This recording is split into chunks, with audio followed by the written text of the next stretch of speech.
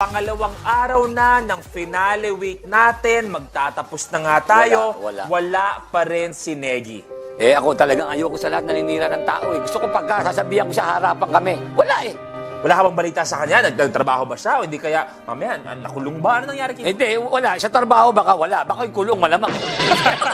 Itsura nun. At eto, Burmans na tayo, Brother Long. Pasko na. Merry Christmas. Ay, Merry Christmas. Baka nagpaparinig ka sa akin, padala na kagad kita.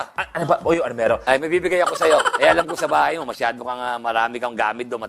Appliances. Gusto ko inaalala mo ako pag meron ka nun. Ano bibigay mo sa akin? Bigyan kita extension. Ang ganda extension ko. Wireless. Wireless. Pamalan ako sa iyan.